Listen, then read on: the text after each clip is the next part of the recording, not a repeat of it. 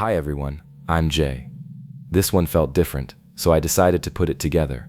A young woman fought Ted Bundy, escaped his grip, and lived long enough to become the witness he could not silence. If this story stays with you after watching, I'd like to hear what you think. In November 1974, an 18-year-old woman named DaRonch was inside Fashion Place Mall in Murray, Utah, doing something ordinary. She was window shopping. There was nothing about that evening that should have told her she was about to become part of one of America's most disturbing true crime stories. Then a man approached her and presented himself as a police officer. Carol did not know it yet, but the man standing in front of her was Ted Bundy, a serial killer who would later become one of America's most infamous names in true crime. But Carol survived, and what makes the case important is not only that she got away, it is how she noticed when the details stopped making sense, how she fought when Bundy tried to overpower her, and how she remembered enough afterward to help point investigators back to him. So before we get into the fight inside that car, and how Carol later helped investigators identify him, we need to go back to that evening in Murray, Utah, when a normal trip to the mall became the moment Bundy chose the wrong woman. The exact date was November 8th, 1974.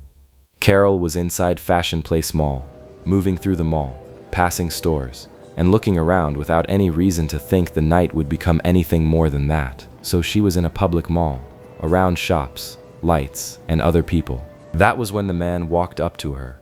He told her someone had tried to break into her car. He did not speak like a bystander. He presented himself as a police officer. At that point, Carol had no clear reason to be suspicious of the man standing in front of her. In 1974, she only knew what he was telling her in that moment. Someone had tried to break into her car, and he was there as police.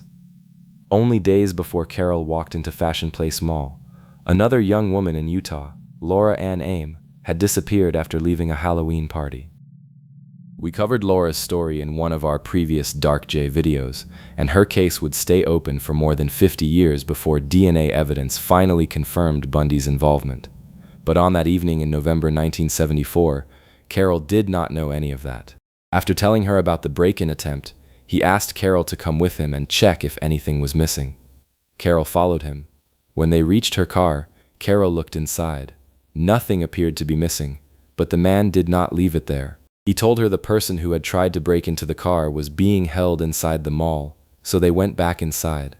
Only moments earlier, he had brought her out to check the car. Now he was taking her back inside to deal with a suspect she had not seen. As they walked, he asked how old she was, whether she was doing anything later that night, and why she could not go over and sign a complaint. Then he said the person must have been taken to a substation, so they kept moving through the mall area. Carol was close enough to observe him as they walked. She noticed his clothing, and she noticed the way he walked. Some later retellings placed that supposed substation near a laundromat. He took Carol toward the laundromat and tried the front door, but it was locked. Carol stayed outside near the laundromat as he walked partway down an alley beside the building, turned around, and came back. By then, too many parts of the story had changed, so Carol asked to see identification. The man showed her a wallet with a badge inside. Carol later described the badge as silver and somewhat oval-shaped. Then he told her she needed to come to the police station and fill out a complaint. They walked to his car, a Volkswagen. Carol noticed the car was light-colored, with rust spots on the front, a rip across the top of the back seat, and no license plate. At that moment, they were just details on a car she was being asked to enter. By the time Carol got into the Volkswagen, the story had already changed more than once. She still did not know exactly what was happening, but she had already noticed things about him, and about the car he was asking her to enter. Once Carol was inside the Volkswagen, the man started driving. They did not go far. Some later retellings placed the stop near McMillan Elementary School in Murray. In the confirmed account, he drove only a couple of blocks from the mall, stopped near a school, and parked partly onto the curb. Carol knew this was not a police station, so she asked why he was stopping. According to some accounts, a violent struggle began almost immediately inside the car. Then he grabbed her left arm and forced one side of the handcuffs onto her left wrist. Carol reached for the door on her side. She managed to open it and get one foot outside the car. He grabbed her by the arm and around the neck. Carol screamed and asked what he was doing. Then he pulled out a gun and threatened her. Carol was already trying to get out of the car. She managed to get outside, and he came after her. Now the struggle was outside the Volkswagen, with Carol trying to pull free while he tried to keep hold of her. During the fight, she grabbed at the hand he was using against her. That was when she felt a hard metal object in his grip. Carol later described the object as iron and several-sided. She believed it was a crowbar because her father had one, and she knew what one felt like. She held onto it with her left hand to keep him from striking her with it. The handcuff was still on her wrist. He still had a hold of her. But Carol kept fighting. She screamed, pulled, and scratched until her fingernails broke. Then she broke away. Carol ran into the street with the handcuffs still dangling from her wrist. A moving car was coming, and she flagged it down. The car was driven by Wilbur Walsh, with his wife Mary beside him. Mary later said Carol seemed to appear in front of their headlights, and they slammed on the brakes. Carol got inside. She was frightened, crying, and still wearing the handcuffs. She told them enough for them to understand she needed help, and she asked to be taken to a police station. Wilbur and Mary Walsh drove her directly to the Murray police station.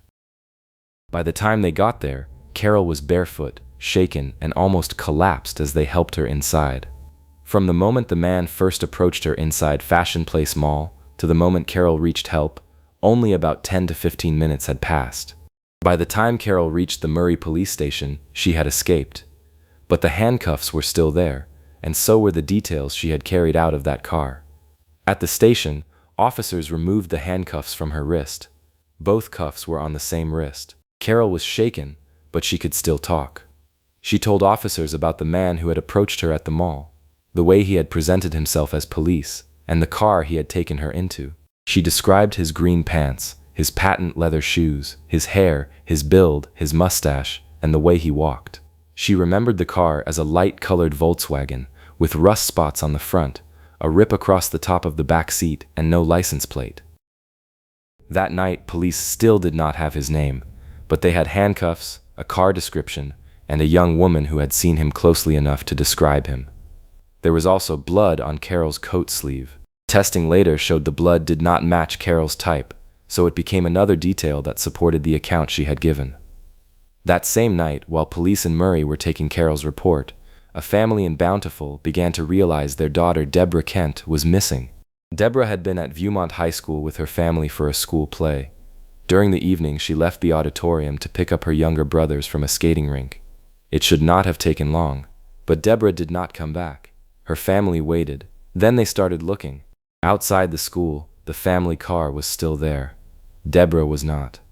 During the search around Viewmont High School, Officer Loring found a small handcuff key near the south side doors of the school. The key was later taken to Murray Police and tried on the handcuffs that had been removed from Carol's wrist. It fit them. Even then, the man Carol had escaped was still not in custody. Months passed. Then in August 1975, about 9 months after Carol escaped, Utah Highway Patrol Sergeant Robert Hayward was in Granger, Utah, around 2:30 in the morning when he saw a Volkswagen pass his patrol car. A few minutes later, he saw the same Volkswagen again, this time at the side of the street. As Hayward approached, the Volkswagen took off at high speed with its headlights off. Hayward followed. The driver ran a stop sign before finally bringing the car to a stop. The driver was Ted Bundy. At first, Bundy was arrested for evading a police officer, but when Hayward approached the Volkswagen, he saw a crowbar behind the front seat. Other officers later arrived, and a search of the car produced the crowbar and a pair of handcuffs. The Volkswagen and the items found inside it matched details police already had in Carol's report. The car, the handcuffs, and the hard metal object she had described from the fight. Police later photographed Bundy's car, and the photographs were shown to Carol. When she saw them, she recognized the same details she had described earlier to the police. After Bundy was in custody, Carol was brought to a police lineup. When he entered the room, she identified him. It was not only his face, she also recognized the way he walked. That detail had started back at the mall, when she was walking with him before she ever got into the Volkswagen. By then, Carol was not only the woman who had escaped, she was the witness who could point back to him. After the lineup, Carol's role in the case moved beyond identification. She would have to testify. Everything Carol carried out of that night now had to hold up in court. In 1976, Carol testified in the aggravated kidnapping case against Ted Bundy in Utah. She had to go back through what happened at Fashion Place Mall, the Volkswagen, the handcuffs, the fight, and the escape. The prosecutor in the case, David Yochum, later said Carol never wavered. In March 1976, Bundy was convicted of aggravated kidnapping in Carol's case. He was later sentenced to 1 to 15 years in Utah State Prison. The conviction put Bundy behind bars, but it did not end the larger story around him. After the Utah conviction, Bundy was still facing attention from investigators in other states. In Colorado, investigators connected him to the murder of Karen Campbell, who had disappeared from a ski lodge area in 1975. The Colorado case became the next major stage in the case against him. On June 7, 1977, Bundy was in Aspen, Colorado, for pretrial hearings in the Karen Campbell murder case. During a court recess, he was allowed to use the law library inside the Pitkin County Courthouse. He was not restrained, and he jumped from a second-story window. For 6 days, he moved through the mountains around Aspen. On June 13, deputies recaptured him in a stolen car on a street not far from the courthouse he had escaped from. But that was not the last escape. Then, on New Year's Eve that same year, he escaped again from jail by getting through an opening in the ceiling of his cell.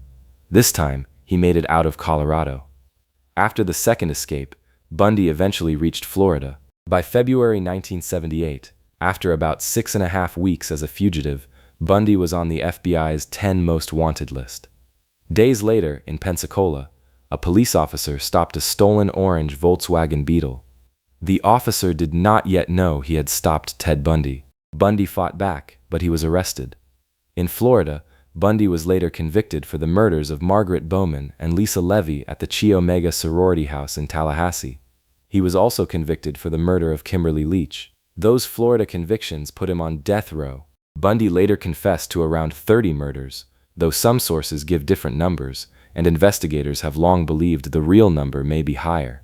Among the most known names tied to him were Linda Ann Healy, Janice Ott, Denise Nasland, Melissa Smith, Laura Ann Aime, Debra Kent, Karen Campbell, Margaret Bowman, Lisa Levy, and Kimberly Leach. Ted Bundy was executed by electric chair in Florida on January 24, 1989. By the time Bundy was executed, his name had become one of the most infamous names in American true crime.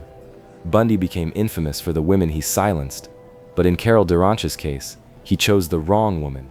She got away, remembered him, testified against him, and lived long enough to see the end he could not escape.